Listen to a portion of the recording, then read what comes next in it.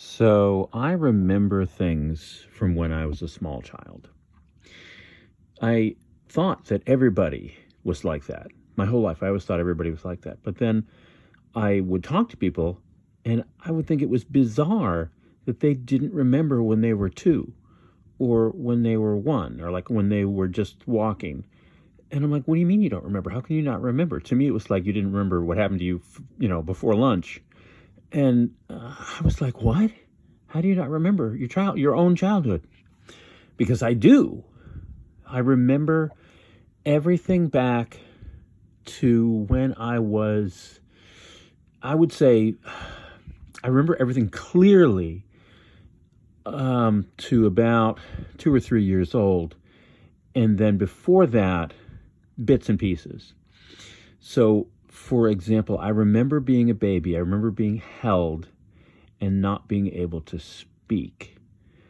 And there's one memory in particular that I remember where my father was carrying me and I was kind of on his shoulder. I was like looking over his shoulder, and we were in a store, and there was some guy who walked by who was like looking at a shelf near us or something like that. And there was something about him that I didn't like as a baby. I didn't like him for some reason.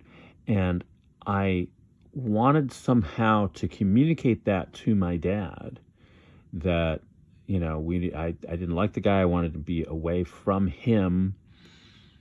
And my only way to communicate that was to just start crying. And my dad, of course, was trying to figure out what was wrong. And I'm like, it's that guy. But he didn't know. There was no way for me to indicate that. And I remember that I told this story to my dad when I was, whatever, in my 30s or 40s. And he was like, that's pretty amazing that you remember that. So that validated that memory for me, that I wasn't just making that up, that my dad was like, oh, okay, you do remember things from when you were young. And he often would be amazed when I would tell anecdotes about when I was really young, and he'd be like, yeah, we did do that. Another one was that he had a routine that he would get me up. He would get up early in the morning, and my dad would get me out of my crib, and he would take me downstairs with him, and he would do like exercises like sit-ups or push-ups or, work out in various ways. And he'd have the TV on, do things like yoga. But he would have me there with him, and so I'd be sitting next to him, and I remember there was this little, sort of a little horse that you would ride on, and he would put me on the little horse, and I'd just kind of scoot around because I was just able to push myself with it. And so I remember that very clearly because he would do that every day. But I was really, really young. I also remember when I was only about 3 or 4, and my parents, Sesame Street was like the new thing. It was like the big, exciting thing. And there was going to be an appearance at the local convention center of Big Bird, and everybody was like, oh, come see Big Bird at the local convention center.